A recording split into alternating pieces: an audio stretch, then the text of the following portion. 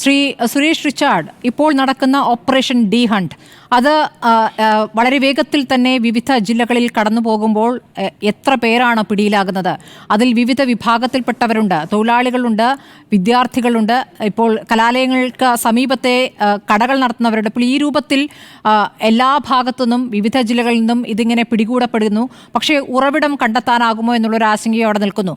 ഇപ്പോൾ നടക്കുന്ന ഈ ഓപ്പറേഷൻ എത്രത്തോളം വിജയിക്കും എന്നാണ് താങ്കൾ കരുതുന്നത്? ഇന്നിപ്പോൾ കളമശ്ശേരി പോളിടെക്നിക്കിൽ കണ്ട സംഭവത്തെ എങ്ങനെയാണ് താങ്കൾ വിലയിരുത്തുന്നത്?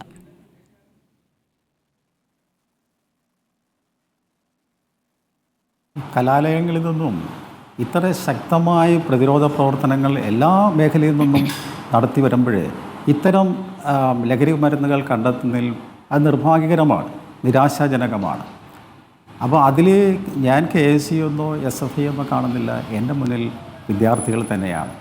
അപ്പോൾ അവിടെ നമ്മൾ മനസ്സിലാക്കേണ്ടത് ന്യൂനപക്ഷം മാത്രമാണ്, വിദ്യാർത്ഥി സമൂഹത്തിൽ വെറും ന്യൂനപക്ഷം മാത്രമാണ് ഇത് കൈകാര്യം ചെയ്യുന്നത്.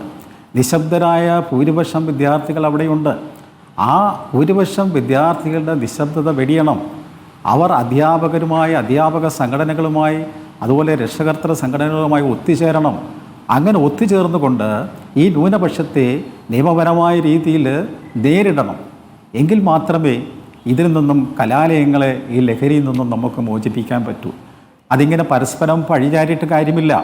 ഈ വിദ്യാർത്ഥികൾക്ക് എവിടെന്നെങ്കിലും സപ്പോർട്ട് കിട്ടുന്നുണ്ടെങ്കിൽ അത് രാഷ്ട്രീയം നോക്കാതെ ആ സപ്പോർട്ടുകൾ കിട്ടില്ല എന്നൊരു ബോധ്യമുണ്ടെങ്കിൽ തീർച്ചയായിട്ടും ഈ രാഷ്ട്രീയ നേതാക്കന്മാർ ഇതിനകത്തുനിന്നും പിന്തിരിയും.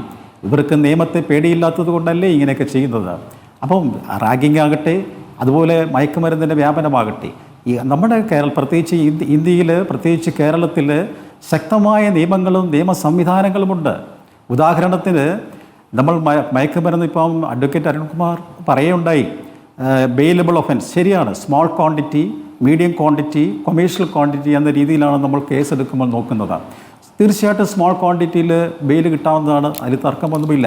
പക്ഷേ കൊമേഴ്ഷ്യൽ ക്വാണ്ടിറ്റി, വലിയ അളവിലുള്ള മയക്കുമരുന്ന് പിടിച്ചെടുത്ത് ആദ്യം ഒരു കേസിൽ അയാൾ ശിക്ഷിക്കപ്പെട്ടാൽ വീണ്ടും അതേ കേസിൽ അയാൾ പിടിച്ചാൽ പ്രോസിക്യൂഷൻ തെളിയിച്ചു കഴിഞ്ഞാൽ വധശിക്ഷ മാത്രമേ ആ അദ്ദേഹത്തിന് ആ പ്രതി കൊടുക്കാൻ പറ്റൂ. NDPS ആക്ടിലെ സെക്ഷൻ 57A പ്രകാരം ബഹുമാനപ്പെട്ട കോടതിക്ക് രണ്ടാമത് അയാൾ ശിക്ഷിക്കുമ്പോൾ വധശിക്ഷ മാത്രമേ കൊടുക്കാൻ പറ്റൂ. എന്നാൽ നമ്മുടെ പഴയ IPC പ്രകാരം അല്ലെങ്കിൽ ഭാരതനായ സംഹിത പ്രകാരം വധശിക്ഷയോ ജീവപര്യന്തമോ കൊടുക്കാമെന്നുള്ള നമ്മൾ ഓർക്കണം. അതുപോലെ തന്നെ ഗഞ്ചാവ്, 1 കിലോ ഗഞ്ചാവ് കൈവശം വെക്കുന്നവർക്കല്ലേ കുറ്റം തെളിഞ്ഞാക്ക് 6 മാസവും 10,000 രൂപയുള്ളെങ്കിൽ പോലും ആ ഗഞ്ചാവിന് വേണ്ടി ധനസഹായം കൊടുത്ത മറ്റൊരാളാണെങ്കിൽ അത് തെളിഞ്ഞാൽ അയാൾക്ക് 10 വർഷവും 10 വർഷം മുതൽ 20 വർഷം വരെയും 1 ലക്ഷം മുതൽ 2 ലക്ഷം വരെയുമാണെന്നുള്ള നമ്മൾ ഓർക്കണം. അതുപോലെ അബ്കാരി ആക്ടിലെ സെക്ഷൻ 68 പ്രകാരം സാമ്പത്തിക കുറ്റാന്വേഷണത്തിനും ആ ഉദ്യോഗസ്ഥന് അധികാരമുണ്ട്. അപ്പോൾ നിയമത്തിൻ്റെ അപര്യാപ്തതയല്ല, മറ്റെവിടെയോ എന്തൊക്കെയോ ചെയ്യേണ്ടിയിരിക്കുന്നു എന്നുള്ളതാണ് നമ്മൾ മനസ്സിലാക്കേണ്ടത്. അപ്പോൾ വിദ്യാർത്ഥി സമൂഹം, ഭൂരിപക്ഷ വിദ്യാർത്ഥി സമൂഹം ഉണരണം, ഈ ന്യൂനപക്ഷത്തിനെതിരെ ഫൈറ്റ് ചെയ്യണം. എങ്കിൽ മാത്രം, അതോടൊപ്പം തന്നെ ഞാൻ ആദ്യം പറഞ്ഞതുപോലെ രക്ഷാകർത്താക്കളും അതുപോലെ അധ്യാപക സംഘടനകളും രാഷ്ട്രീയ ഭേദമന്യേ, അതുപോലെ ജാതി മത ഭേദമന്യേ മറ്റ് സംഘടനകളും സാംസ്കാരിക സംഘടനകളും എല്ലാം ഇറങ്ങണം. അതിന് വേണ്ടുന്നത് ഇച്ഛാശക്തിയുള്ളൊരു ഗവൺമെൻറ് ആണെങ്കിൽ അത് സമയബന്ധിതമായി തീർക്കാനുള്ള ഒരു ആക്ഷൻ പ്ലാൻ, അത് സംസാരത്തിൽ വാചകത്തിൽ ഒതുക്കിയാൽ പോരാ, അത് എത്രയും പെട്ടെന്നൊരു ആക്ഷൻ പ്ലാൻ രൂപം കൊടുത്തുകൊണ്ട് അതിനെതിരെ ഒരു മുന്നേറ്റം, സാമൂഹ്യ മുന്നേറ്റം, ഒരു ജനകീയ മുന്നേറ്റം തന്നെ നമ്മൾ നടത്തിയിട്ടിരിക്കുന്നു. അല്ലെങ്കിൽ കേരളം ഒരു ഭ്രാന്താലയമായി മാറുമെന്നാണ് എൻ്റെ അഭിപ്രായം.